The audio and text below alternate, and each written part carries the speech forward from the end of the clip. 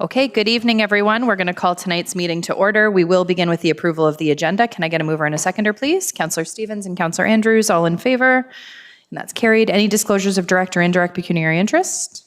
Seeing none, we do have a recommendation that a closed meeting of council be held pursuant to Section 239, subsection 2 of the Municipal Act for the purpose of considering the following subject matters.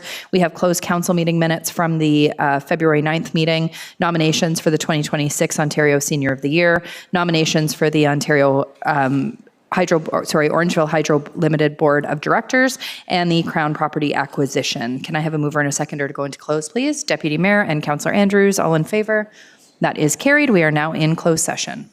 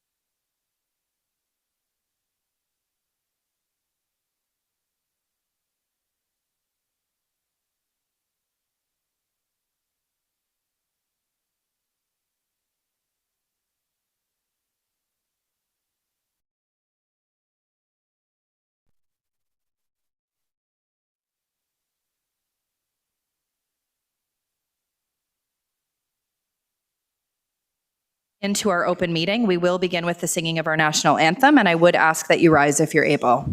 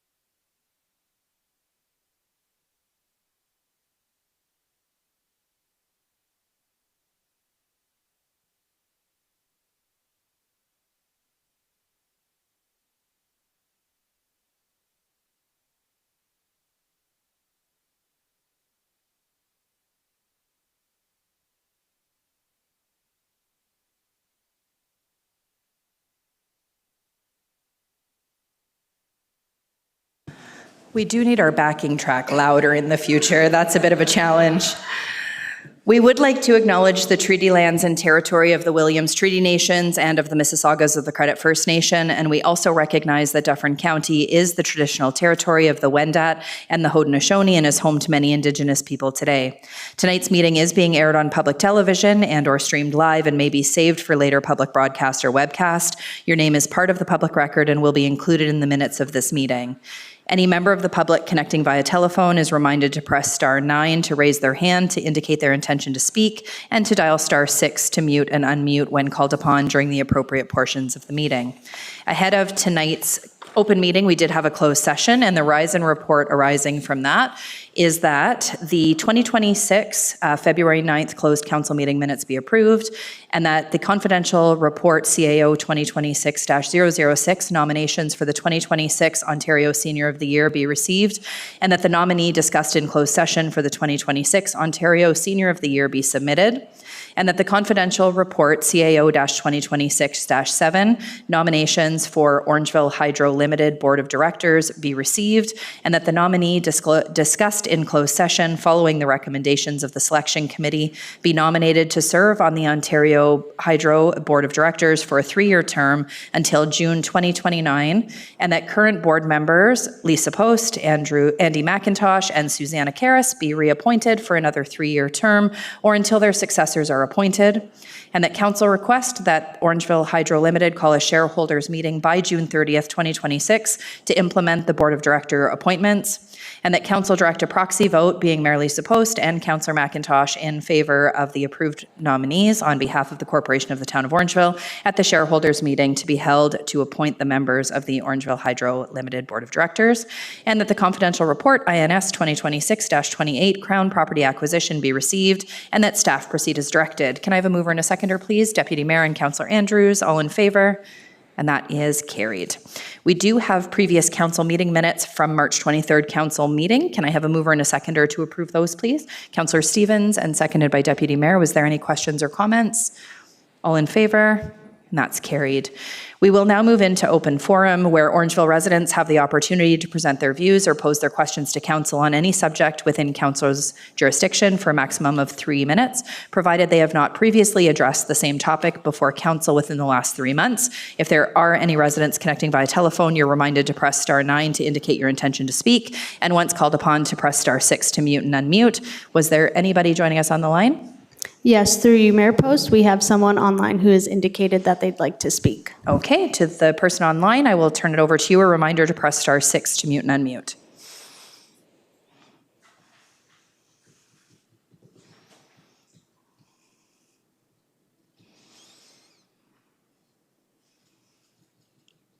To the person online, it's star 6 to unmute. Hi there, Mark Middleton on Zionist Street.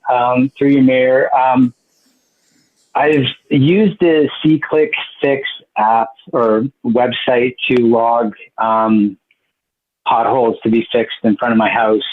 Town staff have come out, fixed one pothole on the website, I indicated that there was a couple, plus there was like a 20-foot center vein that is opened up, and indicated that that should be tackled as well, which it wasn't. And so I relogged another request for potholes to be fixed, which I'd imagine with the weather turning that they will soon be fixed. But I was kind of surprised that they weren't at the time of when the one pothole was fixed, given that it's clearly there and there's work to be done. And so I went down the rabbit hole of, you know, what could be done as far as a quicker analysis of, you know, having potholes fixed throughout town. And I wanted to ask town staff if they've used drones or dash cams on their staff trucks, and then have AI analyze the roadway in order to pinpoint potholes so that they can be addressed much quicker. Because through my research, it looks like if we don't tackle potholes in a timely manner, that becomes like almost tenfold of a problem down the road. And a great example of that would be Amanda Street, which I invite everyone to go try and drive down. And I mean, try. It's pretty bad. And I don't think that that street is on the this year's to be repaired. But I mean, it's pretty bad. And so that clearly shows that if it's not, you know, handled, becomes complete disrepair, and then it goes down to the base, and then you pretty much have to repair that whole street. So I just wanted to pose that question to town staff and get council's thoughts on it as well, because I think it could be something that we could be saving down the road, maybe 20% on our annual resurfacing if we can tackle these potholes more efficiently using technology. Thank you, Mr. Middleton. I'll turn over to Mr. Koselak. Yeah, through your worship, we have crews out doing potholes right now. We have a hot box, it's called. It keeps the asphalt warm. It makes it easier to spread, compact, and we have better results with it. This year, the winter was long. It was hard. There was a lot of freeze thaw. So this is one of the worst I've seen for the winter spring thaw. We've had more potholes than any year I can kind of remember. So the staff are out there doing it. The patrol software the gentleman talked about is something we're looking at, but right now the main focus is getting the potholes addressed. I don't know exactly on the area you're referring to, but they might have found one pothole that was very bad, fixed that one. The center vein you're talking about maybe wasn't as bad and they wanted to focus on others. So I'm not sure the exact detail, but they are out trying to patch as many holes as we can. Thank you, Mr. Koselak, and thank you, Mr. Middleton. We'll move on to the next resident if there's anybody. Is there anybody else online, first of all? No. So whoever is in person who would like to speak at open forum is welcome to come up now. Our staff will take care of the microphone for you. So if there's anybody who would like to speak, go ahead.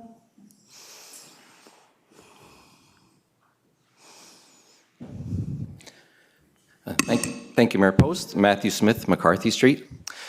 First of all, I'd just like to give kudos to Mr. Koselak and his staff. I noticed there's a new temporary replacement bus in town, so that will help address some of the accessibility issues and improve the experience for riders. So kudos to you and your staff, sir. And the question I had was about the fourth quarter capital project report. I noticed there's a little blurb in there about the Alder pump track, and it said deficiencies have to be addressed. So I'm just wondering, who is on the hook to cover the cost of the deficiencies? Is it going to be the contractor, or is it going to be the town? Thank you.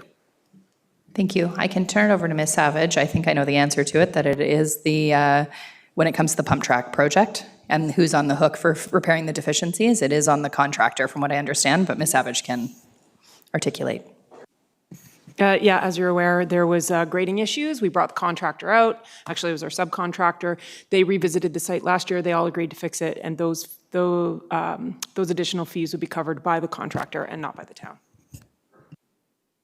Was there anybody else in the gallery who wished to ask a question at this time or speak at open forum? Okay, go ahead, Mr. Gristow. Anyway, my name is Nick Gristo. I live at number 20 Paula Court, L9W5V1. The question I have tonight, and I think I did the raise with Ms. Savage about the basketball court. It's my understanding you guys going to proceed with the rebuilding of Rotary Park. And you remember, Madam Mayor, we were at the Legion and the gentleman raised that issue to you too, okay? So in my opinion, I hope that you guys will proceed with it. And I'll tell you the reasons why. I know it's short time. The reason behind that, you can form a league here, then you can ask other leagues to come here. You know, that's like a tourist attraction. They will be spending money in town. They'll do whatever they have to do. I think it's a great idea. I'll leave you with that. Thank you, Mr. Cristo. Ms. Savage, did you have anything you wanted to add? Sure. Thank you, through you, Mayor Post. Thank you again. Yes, it's on our notes.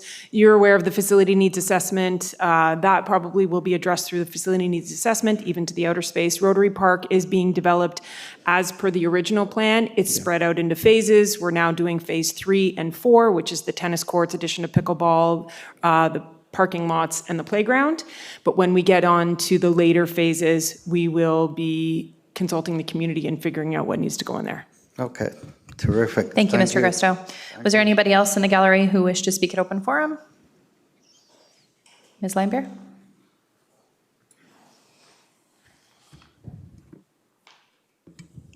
Is this for your delegation? Because we have you separately. Okay, perfect. Good evening, Madam Mayor, members of the council, town staff, and members of the gallery. I'm here tonight to raise serious concern about the town's delegation process, one that directly impacts transparency, fairness, and public access to decision-making. As it currently stands, residents are required to submit a request to delegate before the council agenda is released. For this April 13th meeting, the deadline was April 2nd, while the agenda is not made public until April 8th. That means residents are being asked to speak up without knowing what they're speaking about. Respectfully, that doesn't reflect the principles of open, transparent, and accessible government. This process creates an uneven playing field. It favors those who may already have an advance awareness of upcoming matters, while excluding residents who rely on publicly available information to participate. That is not equitable access, it's selective access. And from an accessibility standpoint, this is a procedural barrier. Accessibility is not only about physical spaces, it's also about systems and processes. When a process prevents people from being informed and prepared, it limits their ability to participate meaningfully. Under the spirit of the Accessibility of Ontarians with Disabilities Act and broader principles of the good governance, municipalities have a responsibility to remove barriers, not create them. So today, I'm not just raising a concern, I'm asking for action. I'm asking council to formally direct staff to review the delegation's submission timeline and report back with recommendations to ensure that delegation deadlines occur after the release of council agendas. I would also like that this review consider accessibility and public engagement best practices so that all residents, not just those with insider knowledge, have a fair opportunity to participate. This is a simple, fixable issue, but left unaddressed, it risks undermining public trust and discouraging meaningful community engagement. Residents should not have to guess in order to have a voice. They should be informed, included, and respected as participants in the process. Because a process that prevents people from knowing what they're speaking to isn't just inefficient, it's exclusionary. Thank you. Thank you, Ms. Linebeer. I will say that we have had this conversation before, not you and I, but as a council, when we looked at our procedural bylaw specifically, and maybe Jordan can remind me when we're doing another procedural bylaw review, but one of the things that we did discuss at that time when we were looking at those is that We are keeping an open forum, which most councils in Ontario no longer have the ability to have an open forum portion of the agenda. We have maintained that because we believe, like you do, that we want residents to have the opportunity to come up and speak at council. I know most of the municipalities that surround us do not any longer have a question period or an open forum portion, which if that was the case, I would agree with you completely that we would have to look at those timelines when it comes to delegation requests. Because we do maintain an open forum, residents are able to come up without any advance notice and speak about anything that's on their mind. It doesn't need to be something that's on the current council agenda. We allow residents in our open forum specifically to speak to anything that they would like to. So as you've seen, you've been able to come up and use our open forum process, and we feel that that's very fair and transparent way to ensure that the community still has access to council during a council meeting. That said, I will turn it over to Jordan, who can maybe help us with when we're reviewing the procedural bylaw and if this is something that we may look at. Thank you, Mayor Post, and I echo your comments. A full review of the procedural bylaw will be one of the first things done following the municipal election with the new term of council. The recent amendments made in December 2024 was to enhance the public participation process with respect to the open forum and the delegation parameters, and providing more clear process for that, removing the barrier from registration to have residents be able to participate through open forum. Thank you, Ms. Linebeer. Was there anybody else who wished to speak at open forum? Mr. Fahey, come on up. David Vahi on Burbank Crescent. I actually came here to say one thing and then changed my mind when I got here. I just wanted to actually say thank you, Mr. DeLeese. I read the report. Big change from 2 years ago, so thank you. Thank you very much, Mr. Fahey. I appreciate that. Is there anybody else who wished to say anything at this time? Okay, we will move on to the presentations, petitions, and delegations. Ms. Linebeer will invite you back up.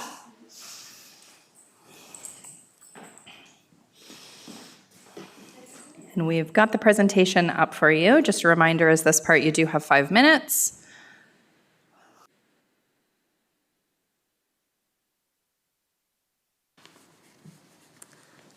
Okay.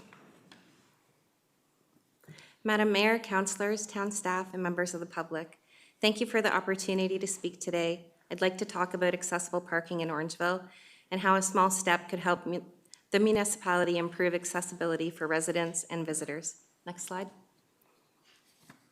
For many people with mobility challenges, accessible parking is the difference between being able to participate in the community or not.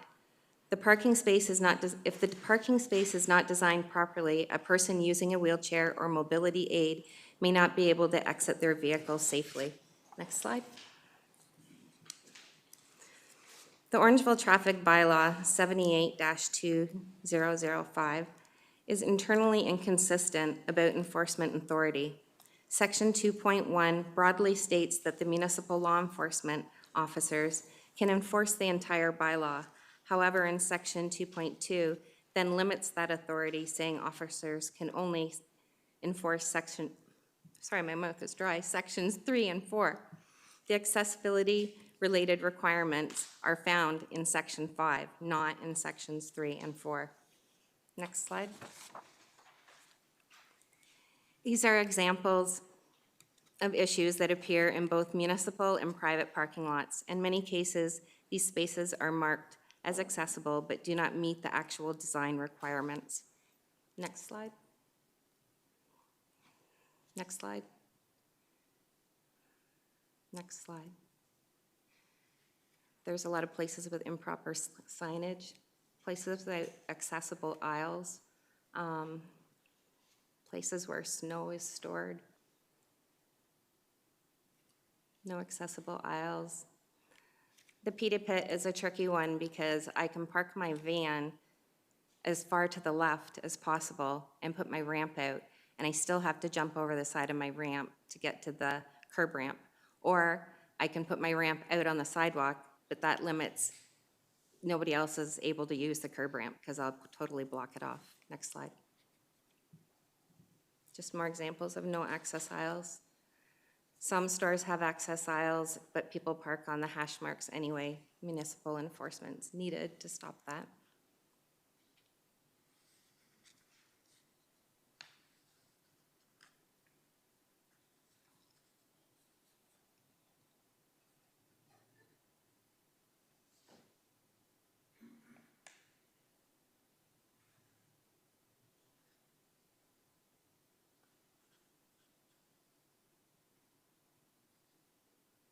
Life Labs got it right.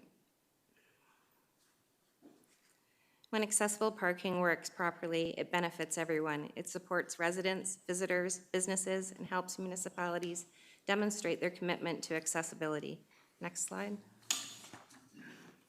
Brampton has developed a very successful program focused specifically on accessible parking.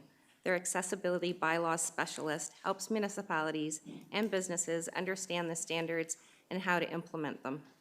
Next slide. This training has been offered to other municipalities at no cost. It's a valuable opportunity for Orangeville to learn from a municipality that has already implemented these practices successfully. Next slide.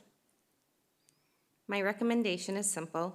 Invite the specialist to present to the Access Orangeville Committee and relevant municipal staff so we can explore how these best practices could work here. Next slide. Accessible parking might seem like a small thing, but for someone with mobility challenges, it can determine whether they can participate in the community at all. And the last slide. I'm not here today to point out problems. I'm here to offer a practical opportunity. The City of Brampton has already done the work and is willing to share their expertise. Inviting their accessibility bylaw specialist to present would be a simple step that could help Orangeville improve accessible parking for everyone in our community. I care deeply about this town. It's why I continue to come forward. My goal is not to be confrontational, but to be heard and to see meaningful progress.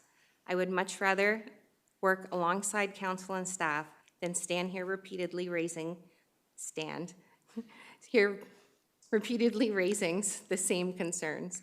I would also welcome the opportunity to contribute more directly and be part of the Access Orangeville Committee, where I can support ongoing accessibility efforts in a constructive and collaborative way. My commitment is rooted in ensuring we meet the standards set out in the Accessibility for Ontarians with Disabilities Act, not just in principle, but in practice. I'm asking you to truly look into these issues and to take the steps needed to strengthen policies, procedures, and enforcement so the accessibility is a reality for everybody. Thank you. Thank you, Ms. Linebeer. Was there any questions or comments from members of council at this time? And anything from staff at all at this point? No? I have one comment that I wanted to make. I appreciate you coming forward and sharing all of these examples. One of the challenges that we have is the majority of what you've shown is on private property. And once it's gotten past the initial development on private property, we can't go in and tell them to repaint lines because they had, as long as they have met the requirements that they needed at the time that building was built, then we have a problem where we can't force them to change the size and width of their parking spaces. However, that being said, I think that there's an opportunity for us to do a better job of educating and working with private business owners on how they can make improvements, because I think you're right that this is an ongoing component that I think we need to focus on, and I think that there's an opportunity. Ahead of today's meeting, I did reach out to our economic development team, Katrina Lemire specifically, who is one of the people who helps with the community improvement plan. And I know last time you were here, we spoke a little bit about the community improvement plan and some of the components that business owners can apply for within that are accessibility focused. The other thing that our economic development team does, though, is they do monthly seminars. And what I asked Katrina is if we could potentially do one of our monthly seminars really focused on accessible parking for businesses that aren't specifically like on Broadway or in the downtown core, where they are more in those plazas, because most of the photos that you pointed out are strip mall style parking lots where there is parking constrictions for sure. And some of them don't even have lines painted there that are really visible right now. So it might be a good opportunity for them to repaint their lines. And when they do so, I think that there's an opportunity for them to repaint them differently. And I think with your education and support, if you'd be willing, I would love to partner you up with Katrina Lemire from our economic development team and potentially have you be one of the speakers at one of those seminars, or work with Katrina on that when it comes to helping to educate businesses on why it's important. Because our planning team or bylaw team can't go in and say you have to change these parking space widths, but we can potentially help educate them better. So if you'd be willing, I'd be really happy to connect you with Katrina. I think that that's a good first step forward on how we can make meaningful impact in that area. I do also want to note that we did look into, do you want to take this one? We're going to talk about tickets and issuing enforcement. Okay. I'll turn it over to you. You go ahead, CAO. Yeah, so thank you very much, and thanks for the presentation. I just wanted to let council know and the public know that we are very aggressive with ticketing people that are parked illegally in accessible parking lots. So we average about 45 tickets a month that our bylaw team of 4 is issuing those tickets every month, year to date, about 45 a month. So they are very aggressive. They are very assertive at issuing those tickets. So it is something that is high on their radar and something we will continue to pursue. Thank you. Sure. Madam Mayor, I accept your invitation to join the group, but I know we still have some differences on what's allowed and not allowed on private property. And the accessibility specialist from Brampton, and I have his package with me that I'll leave with you, would differ with you on that as well.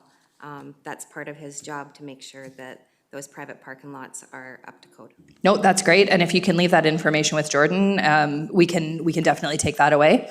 And I appreciate you taking the time. Thank you. Thank you. Up next, I would like to invite Chief Snyder to come and talk about the use of administrative penalties under the Ontario Fire Code. Chief Snyder, just give us a second. They're going to get the presentation going and they will take care of your mic.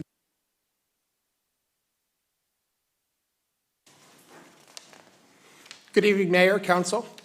Thank you for the opportunity tonight to talk quickly about the administrative penalties options that have been newly available within the Ontario Fire Code. Next slide.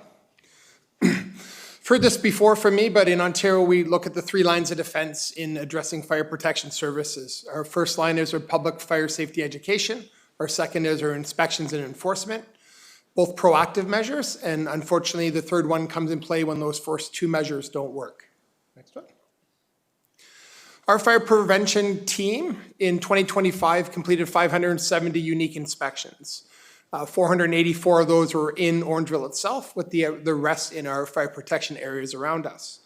Most of those are complaint-based, a number of bylaw review and approvals, 58 we call routine, and others that include the vulnerable occupancies that are required by legislation. Next slide. Our current enforcement continuum is the top half there. When we complete an inspection, we have sort of 3 options of how we're going to proceed forward. Traditionally, the inspection report option is working with the people that have the offenses in place, educating them about why it's a fire safety issue. They generally will comply with this on the spot, or we give them a general time frame for compliance and check back in with them. Our little bit more progressive option would be to actually lay an inspection order on it. This is, again, similar violations, gives them a timeline to comply, but also gives them an opportunity to appeal through the fire marshal's office if they feel that we haven't applied the fire code correctly. The third option is to actually lay charges under the Provincial Offences Act, obviously pursuit through the judicial system. Unfortunately, with fire code issues, we're finding a number of reasons that doesn't work well for municipalities. One, it's a very costly pathway for us, and ends up with a resolve that doesn't actually it isn't timely and isn't providing a fire safe option for us. I've included the 2 options below in the red boxes. They're sort of our, to quote, the nuclear options. If we have a really significant fire safety threat at a place, myself as the fire chief or any assistant to the fire marshal can use what's called an imminent threat to life, where we can actually go in and make the area safe. I don't know historically, it hasn't been used in Orangeville. It's not used very often, but it is an option if there's a really egregious fire safety issue in place. The next option to that is we can actually get approval from the fire marshal to have a property closed down if it is unsafe. And again, in Orangeville and across the province, in Orangeville, it hasn't been used to my knowledge, and across the province, it's used less than 10 times a year. Where a fire safety system does not provide safety for the residents, and they're asked to vacate, or the industrial complex is closed down because it's a completely fire risk to the community. Next slide. So we have a bit of a gap between our inspection orders and the POA charges. Owners and occupants are required to comply with the fire code. Most effective compliance has been through the education and working with them to correct the issues. Most are very happy to do that. But we are continuing to run into problems when they refuse or they delay this process. Sometimes these are landlords or rental properties that don't want to spend the money. Sometimes they just don't want to do the work or don't agree with it. So inspection orders are a formal tool for us, but they don't really have a penalty for non-compliance. As I mentioned, the Provincial Offences Act has a significant penalty, but it's a lengthy process that requires a prosecutor's support. And often due to the lack of experience with fire safety, the prosecutors are hesitant to take on these issues. Very expensive for municipality with continuance and time in court. And the penalty at the end of the day doesn't really match the cost to the municipality. So this tool is really reserved for the most egregious fire safety issues where we have to take that method for us. Next slide. So the administrative penalties option has become available to be applied through the fire code as of January 1st. This allows us to put the administrative penalties in place for a limited number of fire code and Fire Protection and Prevention Act violations. And the good thing about this is the framework under the Fire Prevention and Protection Act is that it's aligned with all the other AP options for the municipality. So Orangeville currently has a framework in place. This program was designed to basically slide in and implement with the same issue or the same opportunity for screening and hearing officers that we already have in place. Next slide. So what are the administrative penalties for the fire code and what they aren't? They are a progressive enforcement tool that will allow us to address non-compliance. They also are a penalty for non-compliance and a little bit more of an incentive when the carrot method doesn't work. But they aren't intended to be a significant revenue source. They would be looked at as a cost recover model. And of course, they're not going to replace all of our enforcement tools completely. Next slide.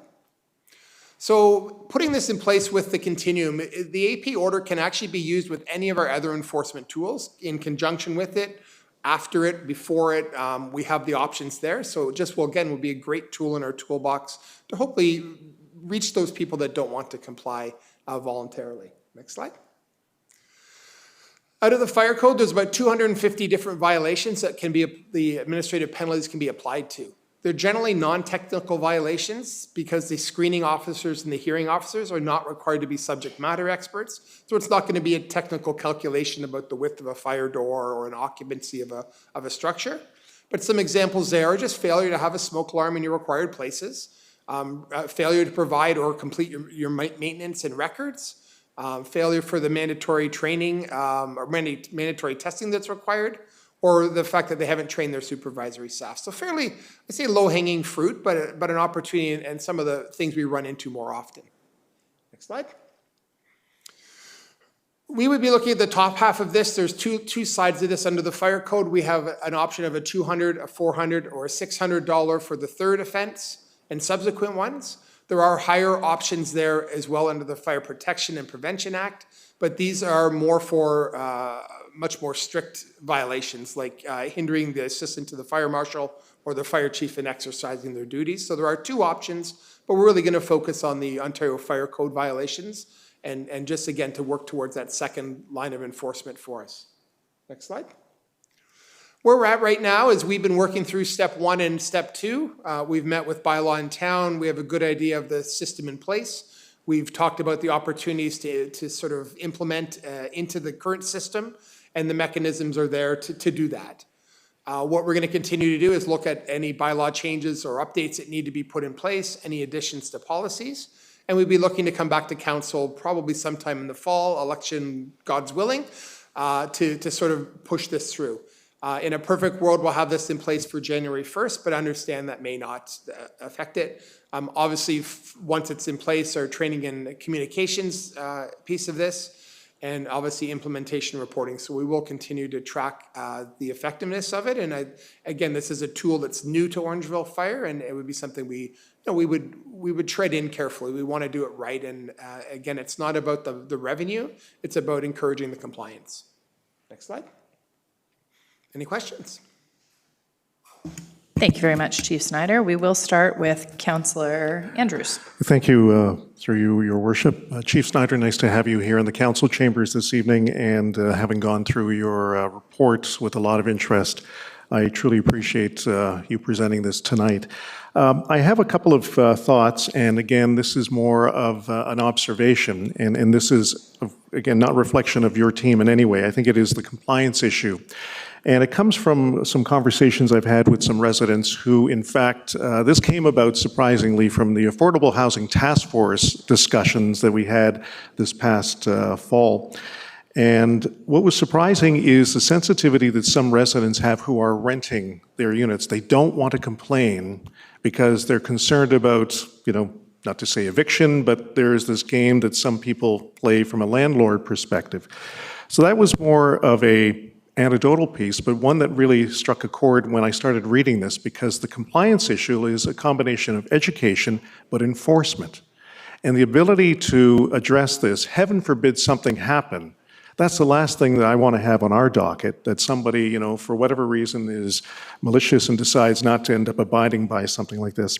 So I guess my question to you is, I really appreciate the idea behind the APs, but do we have municipalities that have moved ahead with this and have had struggles? Do you know of any? And again, I know that you are well connected within the fire service industry profession within our province and across the country, but just a thought of where we are with this, because again, it's going to be coming at some point to council for approval. Chief Snyder? Thank you, through you, Mayor. This has just come in place as of January 1st, so there are not a lot that have dug deep into this yet. They're all following the same pathway we are. They wanted to see where the new changes came into play. But it's been something the fire service has been advocating for 5 to 10 years now, just to have this opportunity, recognizing that the POA route is just not feasible. You hear of a $10,000 legal fees for a $200 fine that was delayed 9 months to get to court, and it's just not a great system. To your comment about the renters, that is one of our major complaints based. And that might be we've attended for a medical call or attended for a pot on the stove and identify an issue. But you're absolutely right. It's we encourage those people to reach out to us. We'd be happy to come and address problems, and we do so on a regular basis. No, that's okay. Councillor Andrews, go ahead. Yeah, thank you. Again, I think that the piece that you've spoken about, Chief Snyder, is really important, but it's the education. I just wish that some people would zero in on the fact that they're benefiting themselves from having to deal with a catastrophe that we hope never happens. But it's surprisingly how nickel and dimish some landlords have a tendency to be, and why that's the case, I just cannot understand it. But again, I appreciate all that you and your team does, and I look forward to again further commentary coming. One other point quickly, Mayor Post. Again, I know my fellow member of council, Councillor Stevens, sits on the POA, and having been in that seat before, it is a complex process, and so I'm glad that this is moving through the way that it is, to not to say totally avoid, but to speed up the process. Thank you. Thank you, Councillor Andrews. Councillor Stevens. Thank you, Your Worship. Thank you, Chief Snyder. So my question, and Councillor Andrews kind of started it for me, but so what's the process? I know through the POA, it's a long process, but what's the process through if they don't pay the AP through the bylaw? Like, do their taxes go up? Chief Snyder? Thank you, through Mayor Post. Yeah, absolutely. It falls in line with our current AP framework, and if it's not paid, it's a municipal charge. It would go on towards their taxes. Okay. Thank you. Is there any other questions? No, we're good. Thank you, Chief Snyder. Up next, we are going to discuss the long-term growth management strategy, phase 1 and 2. We do have a presentation. Sorry, through you, Mayor Post. Sorry to interrupt. We have the report listed under yes, the we do. presentation. Thank you. You're welcome. Thank you. We do have the corresponding report for Chief Snyder as well, the use of administrative penalties under the fire code. The recommendation is that the report be received and that staff report back to council with an implementation plan, governance model, estimated costs, and any required municipal bylaws, policies, and procedural documents to support the use of APs. Can I have a mover and a seconder, please? Deputy Mayor and Councillor Andrews, all in favor? And that is carried. Thank you. Next, we will talk about our long-term growth management strategy. We do have a presentation from Jamie Cook, the managing partner of Watson & Associates, who is joining us virtually. Jamie, I'll turn the floor over to you. Thank you. Good evening, Madam Mayor, members of council. It's a pleasure to be able to speak to you tonight to present to you the findings of our draft phase 1 and 2 growth management strategy. I'm going to share my screen and go through a brief presentation. If you can just let me know when you see my screen. Yep, we've got it there. Thank you. Great. Okay. So just to start things off, in terms of the introduction, so we were retained back in 2025 by the town, our firm, Watson & Associates, along with JL Richards, to prepare a long-term growth management strategy for the town of Orangeville. Essentially, the GMS establishes a long-term vision to guide where and how growth will occur within the town over the next 50 years. It supports the town's evolution as a complete, competitive, and sustainable community, and it's a key document informing the town's official plan review that is now underway this year. So the study's been carried out in a number of phases, starting with phase 1 and 2. The phase 1 and 2 component of this work really looks at the long-term outlook for growth within the town, within the context of the broader regional market and broader regional economy. We then from there looked at the associated land needs for urban development that would be required to accommodate that growth under looking at 2 scenarios, which I'll speak to in a minute. Phase 3, 4, and 5 will then get into a more detailed review of looking at location options for corporate boundary expansion. We're in the middle of that process now. We'll be evaluating those location options for corporate boundary expansion based on a number of key criteria. We'll be then reviewing in detail the preferred location option for corporate boundary expansion from an infrastructure and fiscal impact perspective, and then reporting back to council in July on those final results.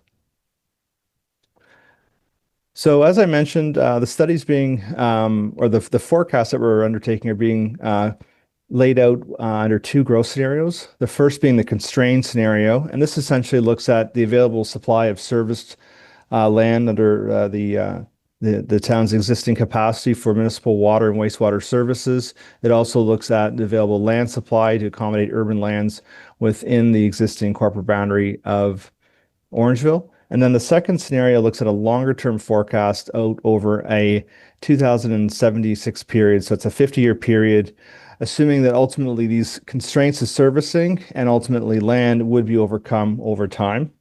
Now, we are looking at over a longer-term time period of 50 years. That's typically longer than a traditional official plan exercise, which is usually around a 30-year period.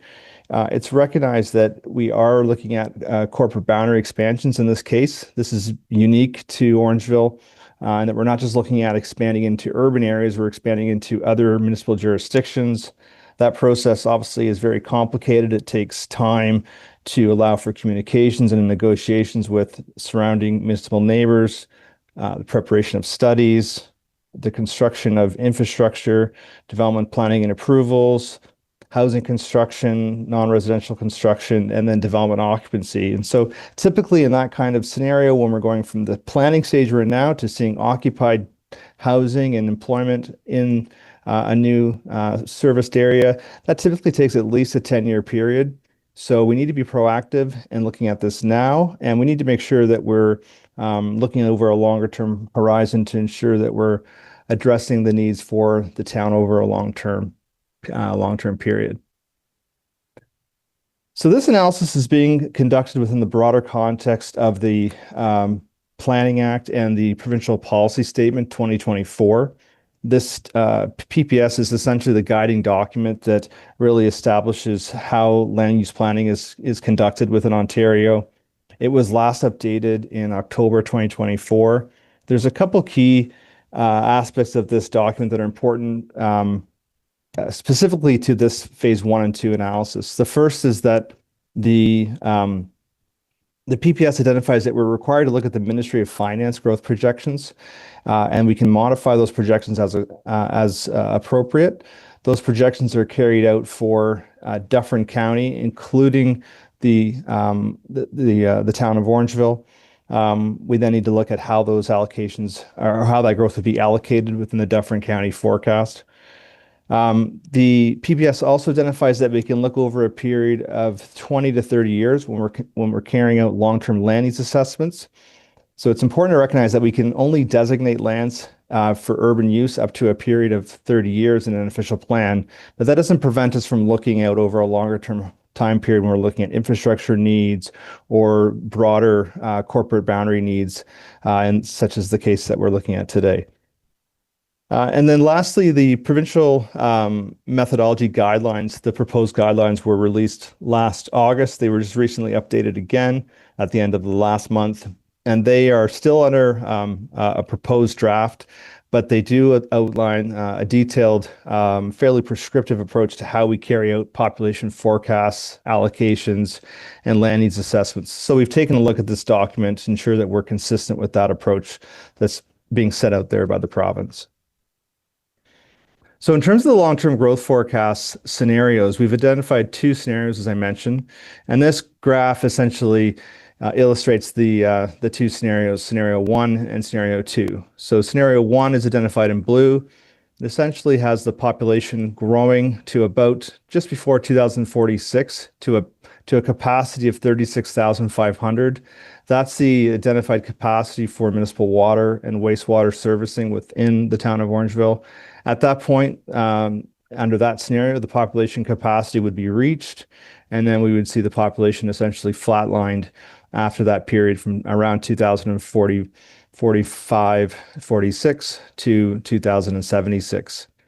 Under the expansion scenario in orange, you can see we've assumed that population will continue in a similar manner in terms of the rate of growth, of the trajectory of growth during that post-2046 period, growing to a population of about 44,800 by 2076. So that's an increase of about another 8,300 people by that additional period between 46 and 76 in that 30-year period. The overall rate of growth under that expansion scenario is about 0.6. So just to give you an idea, the population for the province as a whole is growing at a rate of about 1.2%. The Greater Golden Horseshoe Outer Ring area is growing at a rate of around 1.3 to 1.4% annually. So you're not anticipated to be one of the faster growing municipalities within that Outer Ring context, but you are anticipated to see steady growth on a long-term basis that's relatively consistent to the rate of growth that you've experienced over the last 20 years from 2001 to 2021. So in terms of the housing forecast that's associated with that constrained scenario, this is the first scenario looks at that housing forecast. It's shown here in 5-year increments, looking at housing by structure type. So we're looking at low density housing. So those are singles and semi-detached housing, medium density housing, which is typically townhomes and apartments and duplexes, and then high density housing, which is essentially all other apartments. So typically low rise and mid rise apartments, as well as additional residential units or secondary units. And so you can see that in this scenario, we're seeing a lot of high density development. We see some of the remaining existing grade related housing options being built out largely within the town's greenfield areas over the next decade to 15 years. And then we hit that constraint, as I mentioned, in 2045 or so. We do see some potential for a little bit of high density housing during that post-2045 period or 46 period. That's because the population is aging and there's population decline in existing households. So that does free up potentially a little bit of capacity for additional housing growth and additional population to maintain that stable population of 36,500. So it does allow a little bit of high density development over that long-term period.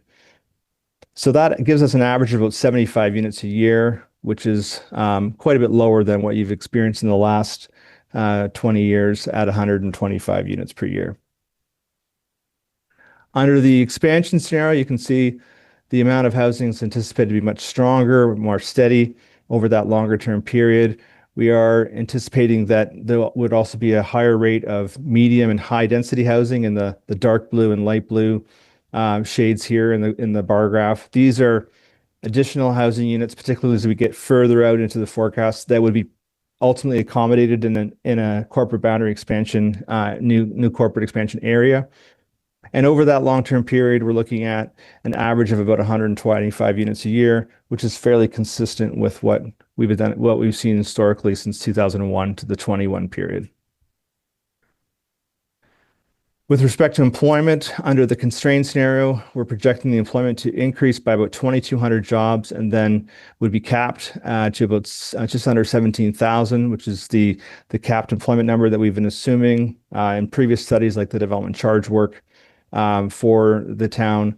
So that employment would stay at that just under 17,000 level over the long term under this constrained scenario. This line graph is what we call the employment activity rate. So this is the ratio of population to jobs. And you can see that ratio has been declining a little bit over the last 15 years or so, or about 15 years. And when we look over the longer term, it's anticipated to be relatively stable, but lower than where we've been historically at around 46%. Under the expansion scenario, we would see the employment continuing to grow beyond that 16,900 level up to about 18,100 by 51, which is the current official plan forecast for Dufferin County by 51, and then growing to about 21,800 by the long-term period. So that's an increase of about just over 7,000 jobs over the entire horizon from about 2024, 2025 to 76. And obviously a significant amount of additional employment relative to the constrained scenario. So with respect to the land needs assessment, so again, we're really focusing on here on the amount of additional urban lands to accommodate this unconstrained or expansion scenario. We've looked at land needs for both residential and non-residential uses, breaking down the non-res into commercial institutional uses or lands, as well as employment lands or industrial lands. In identifying the overall requirements for land, we've essentially looked at the overall amount of housing or employment, and then we've assigned densities to that housing and employment to then identify the appropriate amount of land that would be required to accommodate the net and gross land needs to accommodate that housing and employment growth.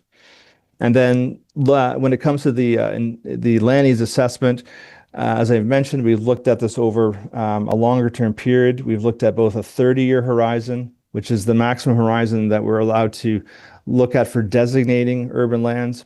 But we've also looked at a 50-year horizon, as I've mentioned, given the complexity of this assignment and the need to look at a far-reaching analysis of the needs for corporate boundary expansion over that longer-term period.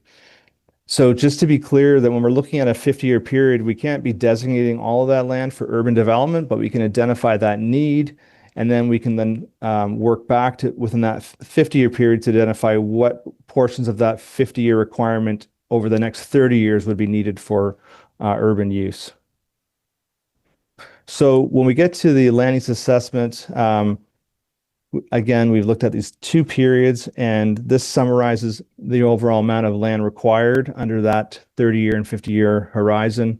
We've identified a need of about 37 hectares of residential lands in the 30-year period, 26 hectares for commercial institutional lands, 56 hectares for employment area lands or industrial lands, for a total of about 119 hectares. For those of you who like to work in acres, that's just under 300 acres of additional land. Over the long-term 50-year period, we've identified a need of 135 hectares, 65 for residential, 65 hectares for commercial institutional, 117 for employment areas, for a total of 317 hectares, and that works out to just under 800 acres. So in terms of next steps, the next phase of this assignment will look at location options for urban or corporate boundary expansion. We're looking at all sides of the existing municipal boundary. We are identifying lands that are available for gross development that could accommodate contiguous expansion of lands that are directly adjacent to the existing municipal boundary with relatively no or little environmental features that would interrupt the existing urban structure or result in leapfrogging of development. We also want to make sure that the study area can accommodate the full land requirement for all needs, including the employment areas, commercial and residential. This also requires additional consideration for local infrastructure like roads and other non-residential uses that may not be accommodating employment. For example, like a pumping station or other local infrastructure. So these factors have also been incorporated into the land needs assessment. And that we also want to make sure that if possible, we can accommodate all of the land required in one single study area so that we don't have to essentially consider multiple expansion areas bordering to multiple neighborhoods or neighboring municipalities to ideally reduce the complexity of the study. So as a starting point, and you're going to hear a lot more about the details of this in July or at the final council presentation, we've looked at 3 location options for expansion. Site 1 is out here in the southeast. This is our Caledon option. There's 410 hectares that are being looked at for expansion in this location.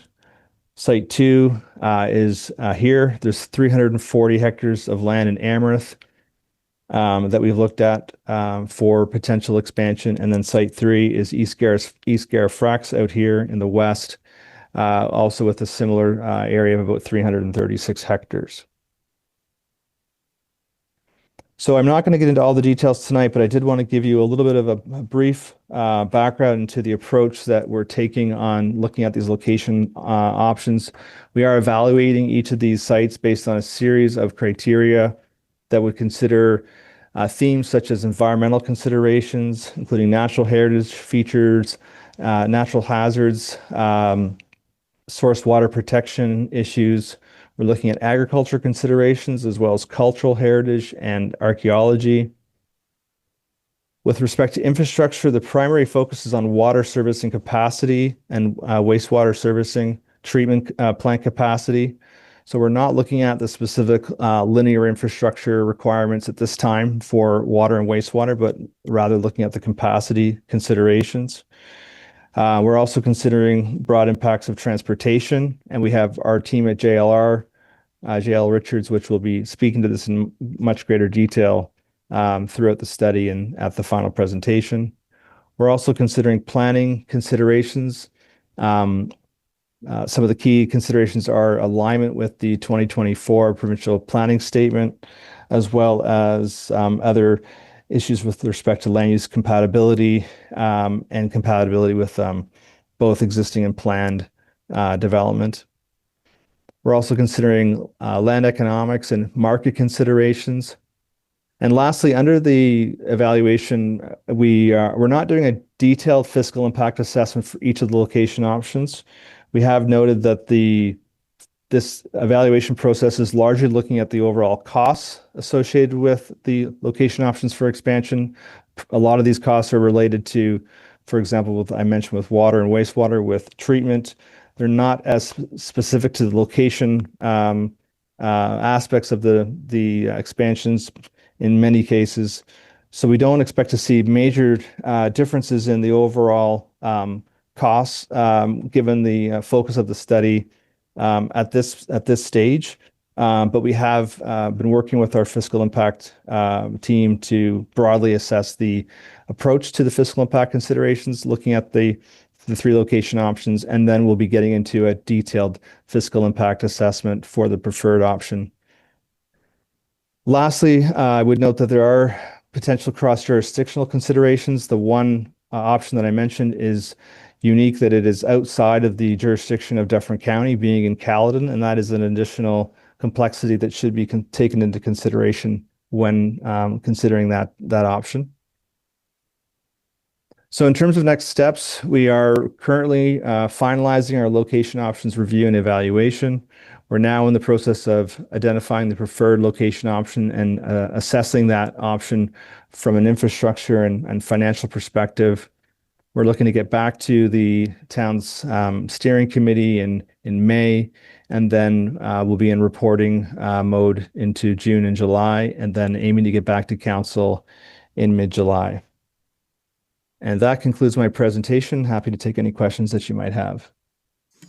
Okay, thank you very much for your presentation, Jamie. I'll just ask if you can pull down the screen because we do have one of our councillors joining us online, so just so that I can be able to see her as well. I will begin, though, with Councillor Andrews. Sorry, Deputy Mayor Taylor, I guess I pressed the button just a second, almost like a game show, but not with the same outcome. I think this is more important than a game show. This is something that I really read with a lot of intrigue, and also Mr. Cook with a lot of interest. I was very interested in the visuals that you also presented here in the council chambers this evening. This is one of those crystal ball pieces that, again, can change the outcome of this municipality for the long term in so many different ways. I do have a couple of questions, and again, just more of a commentary to start off with. I looked at, I think it was the third last slide that highlighted the fiscal and land economics. From a fiscal perspective, for us to be looking at this, it's almost premature until we get to the other stages of your study, because your study will in fact highlight, again, the infrastructure demands and possible costing. And again, that is more future and forward thinking. But it does give us an understanding of what the potential impact will be. The question I really wanted to focus in on is looking at the two scenarios that you highlighted. And again, as much as it's been very clear we have a shortfall of our land needs regarding the long-term growth of our community, is there kind of a sweet spot in between? And not to say that there's scenario number 3, but is there, in your opinion, an option to kind of blend the two together? And I'm looking at this, and I'm looking at you visually, and you're saying, okay, where's this coming from? One, from a long-term growth perspective, scenario, the second one, is as, not to say complexities, but it has some potential challenges, especially from that cross-governance piece on how we navigate through that. And you referenced, of course, Caledon as one example. But is there something in between the two that you've spoken about that highlights the possibility that we could consider that as well? So I guess that's my first question to you. Thank you, and through the mayor, I think it's a good question. And I would say that we're not wedded to any exact outcome or sort of approach to arriving at the outcome here in this study. We are recommending a methodology and an approach, and that one of the reasons why we're here tonight is to provide you the results of the phase 1-2 analysis and to give you a bit of a sneak peek of what's coming in the last 3 phases of the work. So we are aware, and I think that is something that you raise a good point, that we don't, what I want to make sure that we don't do is we don't sort of paint ourselves in a corner when we get to the end of this process, that we've arrived at a detailed conclusion and preferred option, and that might not be the ultimate direction where we want to go, or we realize that there's challenges. So we can always go back and we can always reassess all of these options in a detailed way. There's obviously, scope issues that result in, the level of detail that we get into, but that can be done. So the way that we've laid it out in the work plan is to do what I would say more of a qualitative assessment of each of the location options that that qualitative assessment is still quite rigorous, and there's quite a bit of detail that you're going to see in the report on that. But then when we get into the detailed analysis of costing and looking at how the growth would be funded through the fiscal impact analysis, that's only being done on the one option. And again, it may be that you will want to explore one of the additional options of the 3 at some point. And I think that is a plausible outcome. But you'll be in good shape to have all the foundational work to do that if you decide that you want to open up the hood further on one of these other location options. Okay. Through you, Your Worship, if you don't mind. Again, I appreciate your response, Mr. Cook. And again, I think this is, again, one of those, not to say crystal ball pieces. We are going to have not only the qualitative responses that you're going to have as part of this report, but it's also the quantitative too, the data that's going to back this up. And again, looking at the geopolitical pieces, and we will be speaking about this a little later on in the council agenda, about the willingness of developers and building that takes place over a period of time. We're in a period of some form of stagnation as much as we see things that are happening, we hope, crossing our fingers, but there's so many other factors economically that are determining where we are from development, building, and even the opportunity for further growth. I know that ambitiously, I would like to see some things happen in our community, and this is a roadmap that will no doubt provide us with that guidance to hopefully get to where we need to be at some point. Whatever the outcome is, I think that those of us on council at this time or a future council that will have to make some significant decisions from an economic perspective and a commitment from infrastructure will certainly be looking at that. But again, I appreciate your presentation. Look forward to further dialogue in the coming months ahead.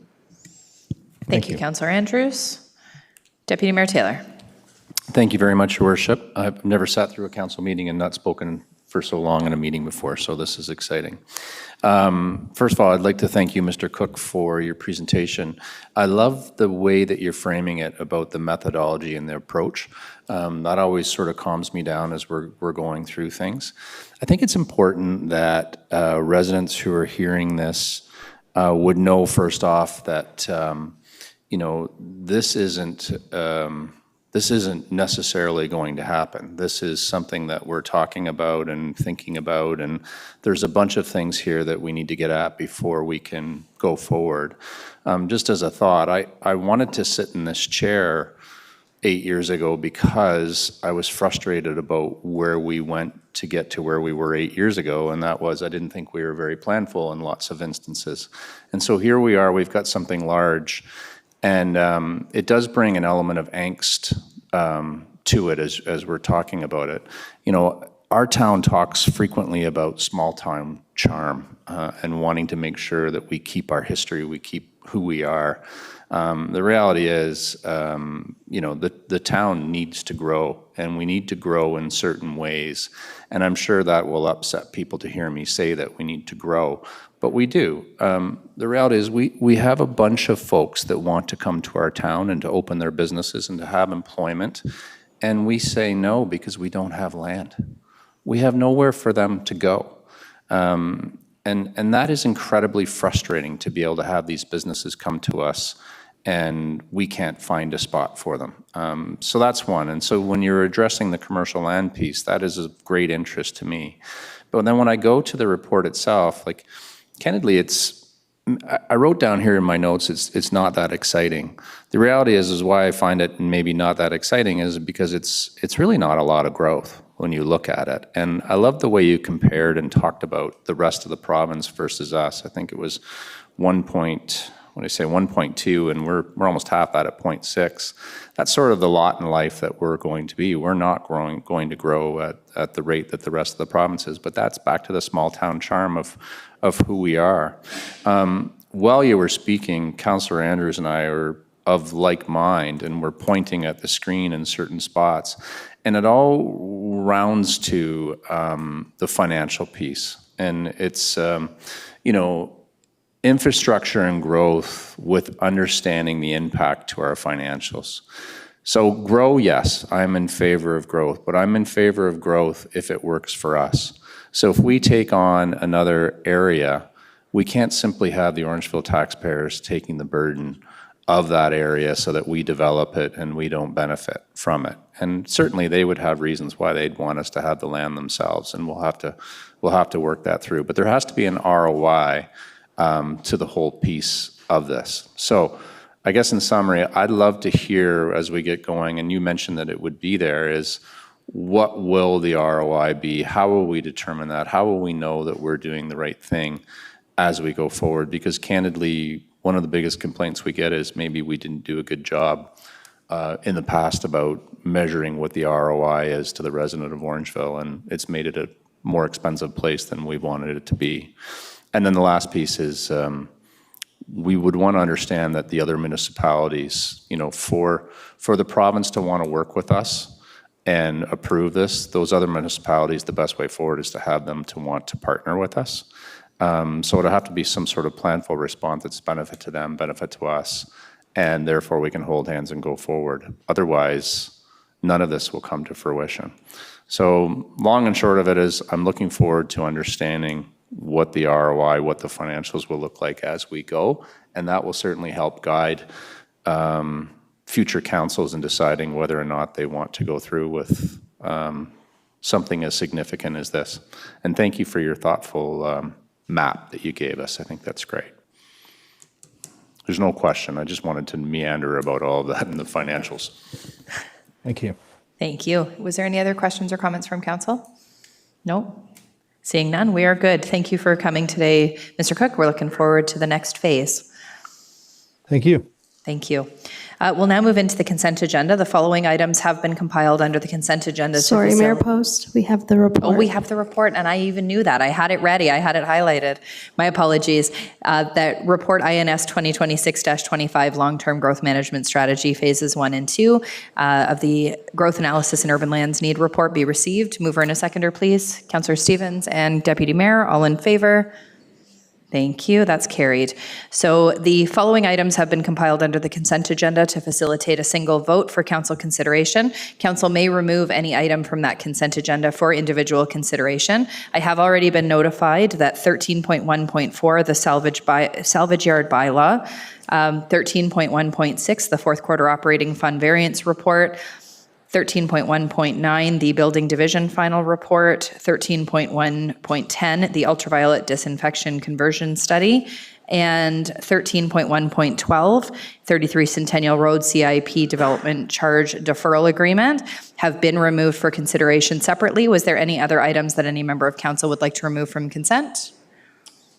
Sorry. Councillor Stevens? Thank you, Your Worship. I'm not sure of the number, but the transit.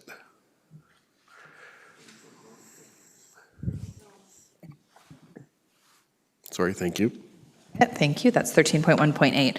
So with that, then, the recommendation is that all consent agenda items for the current council meeting listed under 13.1 staff reports, 13.2 correspondence, and 13.3 committee board minutes be received or approved as presented, with the exception of the items removed for individual consideration, which again are 13.1.4, 13.1.6, 13.1.8, 13.1.9, 13.1.10, and 13.1.12. Can I have a mover and a seconder, please?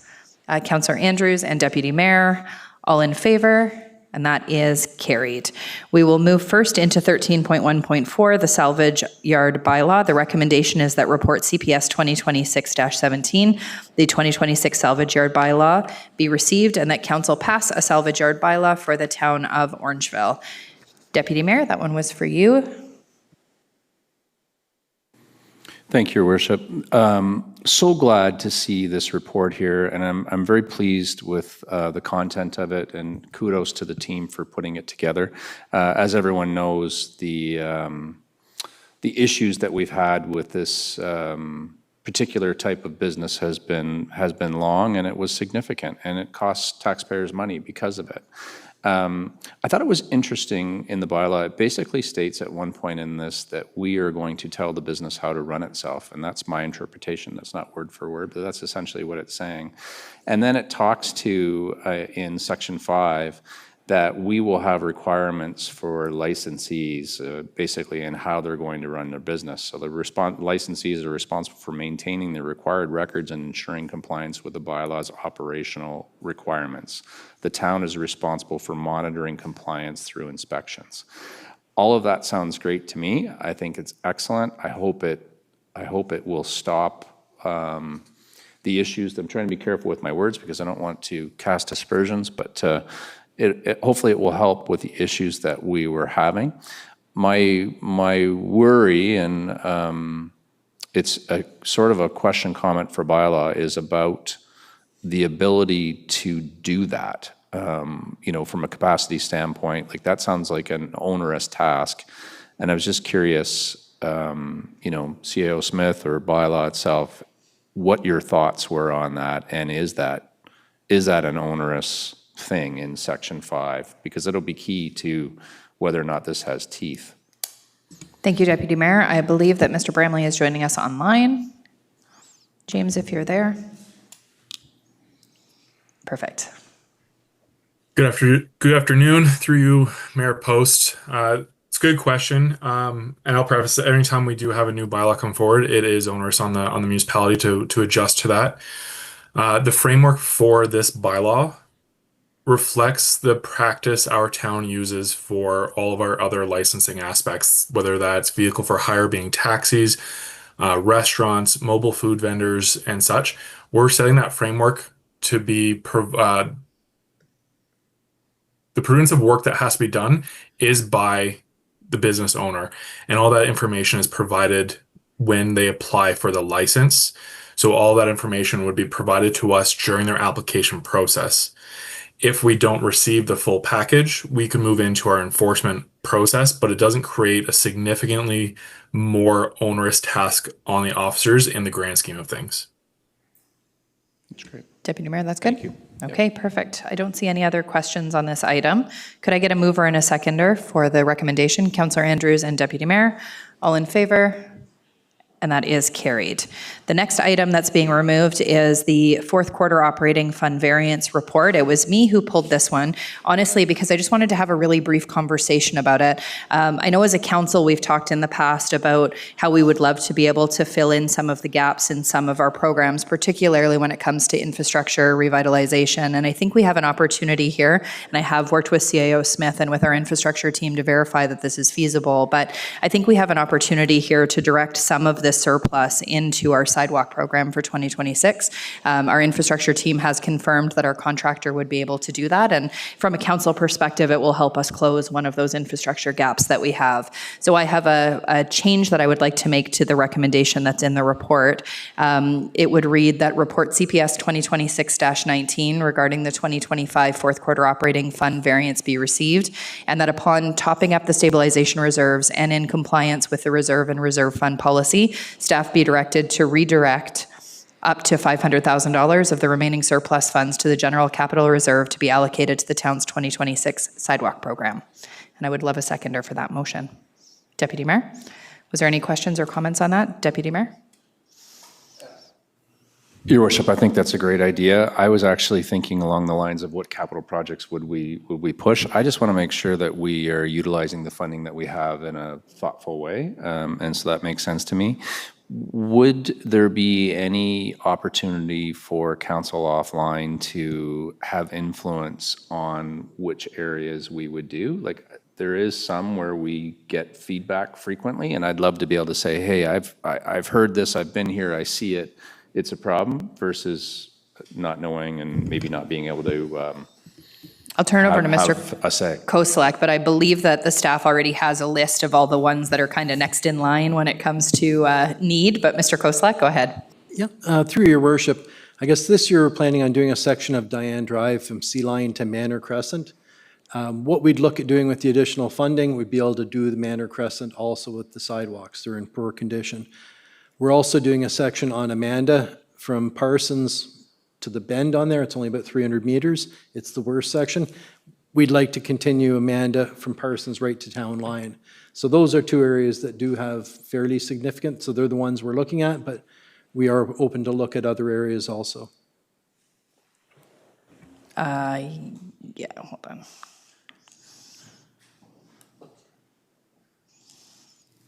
Go ahead. Oh, I didn't need to get back in like that, but I'll take it. Would there be consideration to, and I'm trying to be coy here, but there was some issues with the recent sidewalks. Will we be getting a new contractor, or will we be going with the current contractor that we had? Mr. Koselleck?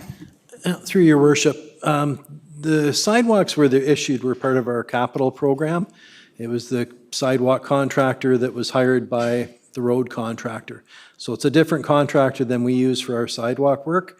We have a contract, the 2-year contract, so it was the same work our contract did last year. We're very happy with the work they did and the performance.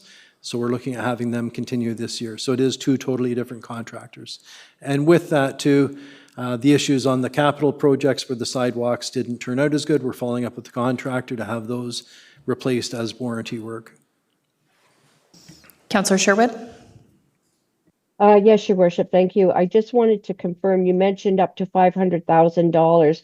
Is that in addition to what we already budgeted, or are you taking our budgeted amount and topping it up to a maximum of $500,000? This would be in addition to what we already budgeted as part of the 2026 budget, so it would allow us to spend an additional up to $500,000 more than what we've already invested. As you'll recall from our program, we are underfunded in that area, and it's an area that we're consistently looking to add additional monies into, which is why it was selected as one of the areas that we can help close some of that infrastructure gap. Perfect, thank you. Thank you. Councillor Andrews. Thank you, Your Worship. I'm in alignment with Deputy Mayor Taylor on, not to say identifying specific locations. And again, first of all, I want to thank you for bringing this up, and I'm in certainly full support of it. Not to get into the weeds, but is there a metrics, Mayor Post highlighted something that there is, I guess a list. And again, my curiosity, as much as you've identified maybe some deficiencies, some warranty issues, but is there a metrics that determines what sidewalks become the priority? Mr. Koslak? Yeah, through your worship, our staff go out every year and check the sidewalks.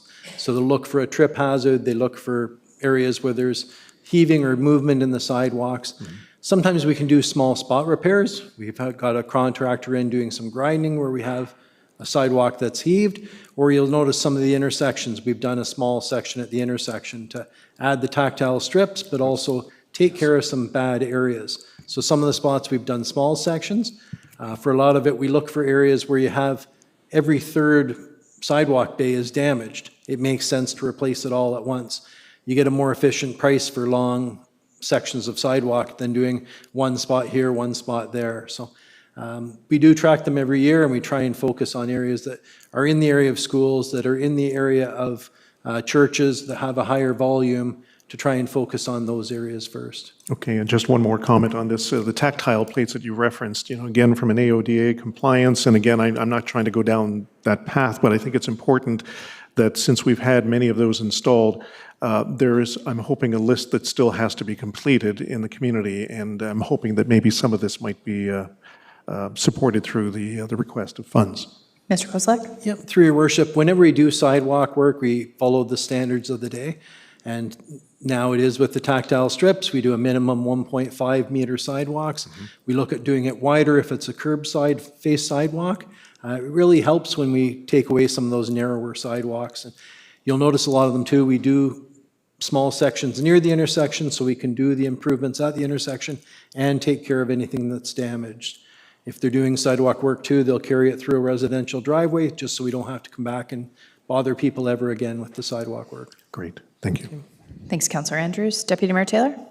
Thank you very much, Your Worship. Just two quick things. One is I wanted to make sure, I was just thinking about your wording as you were saying what you were saying, and I'm wanting to make sure that Joe Public understands that this isn't additional tax dollars that we're taking. This money is already there. It's not been used, and what you're doing is, instead of it sitting there for a period of time and not being accessed, you're deploying it now, and this is a great thing that we're doing. So I thought that was really important to call out as we were having the discussion, so thank you. Thanks, Deputy Mayor. Any other questions or comments on this? We're all good, so I'll call the vote on that. All in favor? And that is carried. Thank you. 13.1.8 is the Transportation Services Audit. Can I get a mover and a seconder to put the receipt of that report on the floor? Deputy Mayor Taylor and Councillor Sherwood. And Councillor Stevens, I'll turn it to you. Thank you, Your Worship. It's just a comment, and I just want to, through you, Mr. Koslak and Mr. Deleuze, exceptional. Been here 3 years. We've come from the bottom, we'll say, to very high.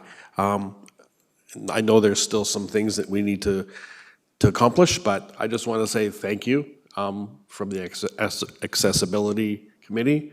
Tony, you always came to our meetings. You were pleasant. You brought insightful information. We miss you.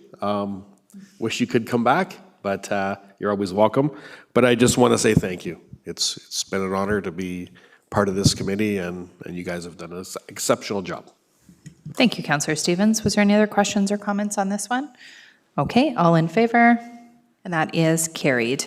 Next, we'll do the 2025 Building Division final report. I have a recommendation that the report be received. Can I get a mover and a seconder for the receipt of that report, please? Councillor Andrews and Councillor Stevens. And Councillor Andrews. Thank you, Your Worship. Through you, I just wanted to direct this comment to Mr. Koselleck and our chief building official as well. Again, this is reflective of a very important department within the municipality, and it is also reflective of the times that we are dealing with, where there is some activity, but not necessarily as progressive as we would hope it to be. And again, this is reflective of what we see in other municipalities, not only across the GTA, but literally across the province. There may be the odd anomaly, but I think that this is reflective of what's happening. I appreciated the detail. It does reflect, of course, a number of permits that still have come forth in 2025. There is, unfortunately, a deficit in the department, but I think from a question perspective, is there a plan in place to help increase revenues or other ways of defining revenue generation for that department? Mr. Koselleck? Yeah, through your worship, with the building department, I guess building permits sort of ebb and flow a little bit. The last little while with the economic situations and with COVID, it's been quieter everywhere across Ontario. One of the nice things looking at the applications that have gone through planning, we have a lot of applications that are anticipated to come in the near future. There's an expansion proposed at the hotel. We have a number going for NG Citrus or Great Golf going forward, also another few developments. So we're always trying to look at ways to make it more efficient with building, and we're trying to be ready for when it happens. One of the nice things this little bit of time has given us the ability to work on citywide. It's a new program that's coming in through all areas of the city, and it's going to have our new building permit platform, so people will be able to apply online for permits, and we're going through that. So it's given a chance for some of our staff to digitize some of the plans they have, but also work on developing that program. But we do expect it to pick up shortly. There's been the announcements by the provincial government about taking the HST off private homes, and we're expecting that to be able to reduce the prices and probably spur the economy a fair bit for the homing development. So we expect the next little while it'll pick up, but hopefully I'm back in a few years saying, oh, we got too much money, we got to reduce rates because we're hitting the surplus limit. But I expect it'll catch up in the near future. Excellent. And if I just may, through you, Your Worship, I was impressed to see the miscellaneous, which also included pools, demolitions, and septic systems, and so on and so forth, including signs and that. The one thing I always, and I don't want to play devil's advocate, and again, I first of all want to thank you and your staff for what they do. They do a tremendous job in ensuring that those that require permits know the process. But there are those on the other side that sometimes decide to negate that responsibility. And so as part of the plan is a form of reinforced education. Yeah. Mr. Koselleck? Through your worship, and that's one of the great opportunities. We've had a bit of time to develop some programs. Even with the alternative dwelling units, the ADUs, our staff have been able to attend a few functions and a few presentations for residents and development industry in town to outline some of the advantages in the process and work people through it. We're also looking at other avenues to be able to have something easier for residents to go through the process. So there's a few different things we have on the go right now, but we're trying to make it more efficient and try and make it more revenue generating. Excellent. Thank you. That's all I have. Thank you, Councillor Andrews. Anything else from council? Okay, all in favor then. And that is carried. Next up, 13.1.10, the ultraviolet disinfection conversion study. The recommendation is that report INS 2026-26 be received and that council approve the addition of a new capital project to the 2026 to 2035 capital plan for the consulting services required to perform an ultraviolet disinfection conversion study at the water pollution control plant, and that council approve an expenditure budget of $65,000 funded from the wastewater capital reserve for the new capital project. Can I have a mover and a seconder, please? Counselor Andrews and Counselor Stevens, and Counselor Andrews. Thank you again, Your Worship. I read this with a lot of intrigue, as I've spoken about this at council before. Water is one of our most precious commodities, be that if it's coming in or going out. And this is kind of reflective of the best of both worlds. Again, through you, Mr. Koselleck, and maybe to your team as well, I understand the money is to support this study, which I'm in full favor of. I was really intrigued, and I learned a lot by reading this. And I didn't realize that the town's wastewater pollution control plant uses a modified Ludsack-Eniger treatment process. And what really struck a chord to me is the fact this is a unique treatment process that is not common amongst Ontario facilities. Can you explain a little bit about that? Mr. Koselleck? Yeah, through your worship. One of the differences with Orangeville's water pollution control plant is we discharge the Credit River. It's probably one of the most, if not the most sensitive river in Ontario. As part of that, our limits for nitrogen and other components is very, very low. And that's why this is used here. It's one of the few systems that can really reduce the nitrogen down to almost non-traceable limits. Most water pollution control plants discharge to larger bodies of water, and they don't have these kind of limits. So that's where our plant's a little bit unique on it. Now, if I may, regarding the types of chemicals, is there a form of chemical that you are using, and how much would you be using currently? Mr. Be that? Yeah, through your worship. One of the things when we treat the water, before it goes out in the natural environment, we have to chlorinate and dechlorinate the water to make sure there's no bugs or other items going back into the river. So we use, I'd have to double check the exact number, but about 300 liters of chlorine a day to chlorinate the water that's going out of the water pollution control plant, and about the similar kilograms of sodium metabisulfite. With that, that reduces the chlorine. So you have to chlorinate the water to kill anything that's in the water, and then add another chemical to remove the chlorine out of the water before it goes to the environment. So we put, in the order of 600 kilograms of chemical into the water to chlorinate and dechlorinate. That's one of the things too. Chlorine is very hazardous. If at the yard we have a chemical building, and a lot of it you get some chlorine off-gassing, the building's in rough shape just from the chlorine gas eating at the building slowly. So one of the things we'll have to look at in the next couple of years is replacing that building. But we also want to look at the option, what can we do to remove the chlorine? It's one of the things that's approved as part of wastewater treatment.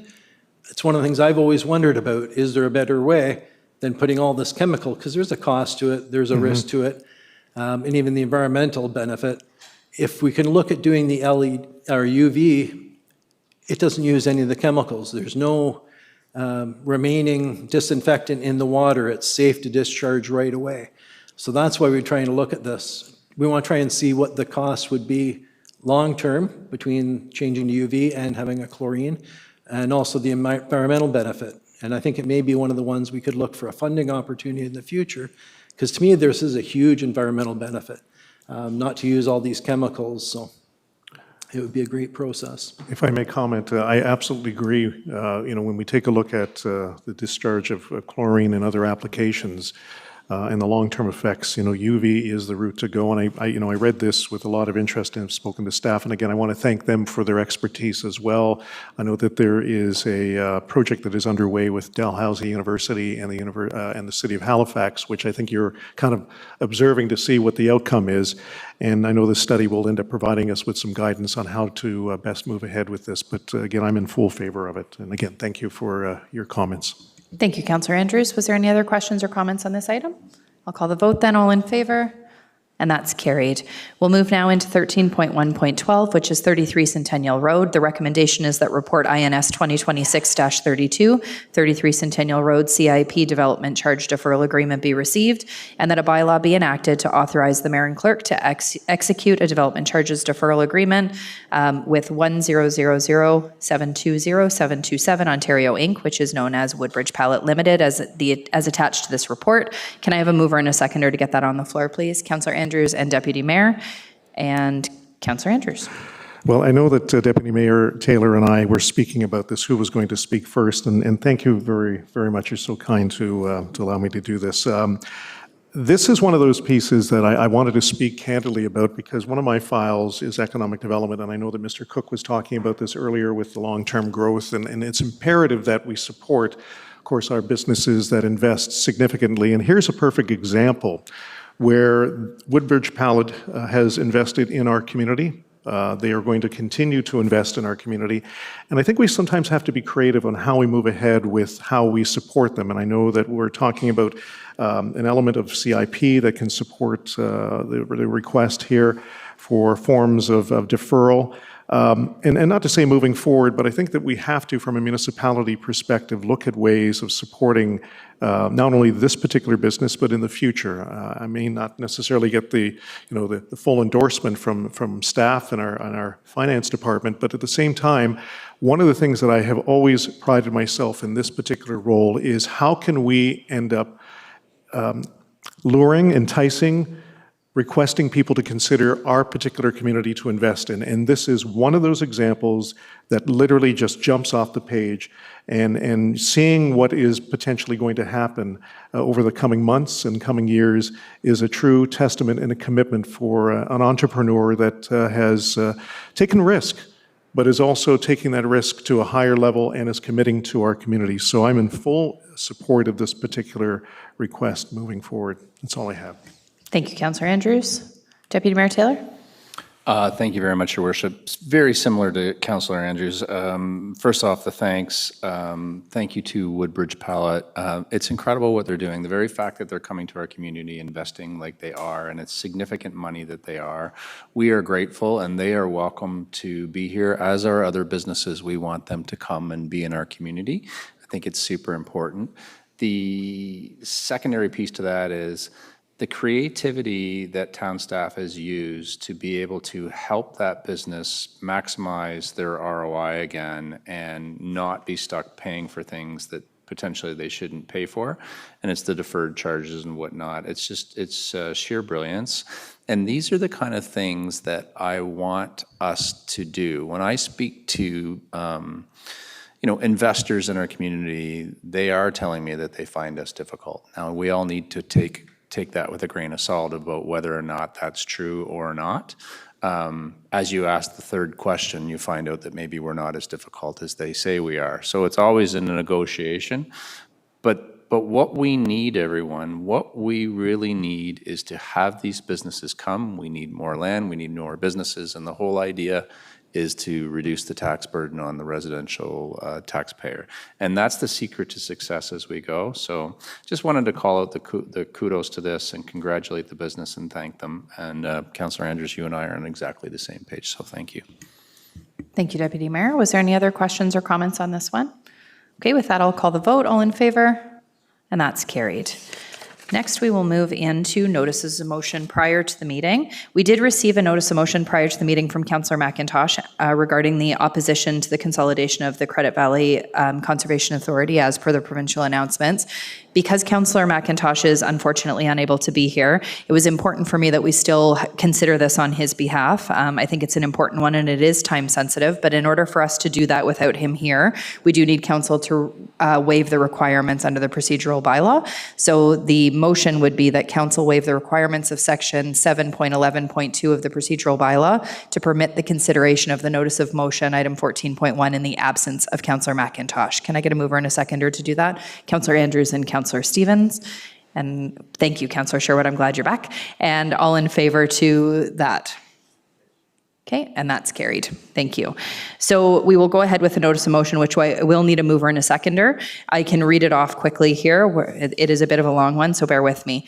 The recommendation is that whereas Credit Valley Conservation, CVC, is a locally governed conservation authority established to manage the Credit River watershed and provide critical services, including flood protection, watershed science, source water protection, and the management of publicly owned conservation lands. And whereas watershed municipalities have invested significant municipal and taxpayer resources over over many decades to build and maintain the lands, infrastructure, and programs delivered through the CVC. And whereas on October 21st, 2025, the province of Ontario announced its intent to consolidate Ontario's 36 conservation authorities into 7 regional conservation authorities and create the Ontario Provincial Conservation Agency to provide centralized oversight and leadership.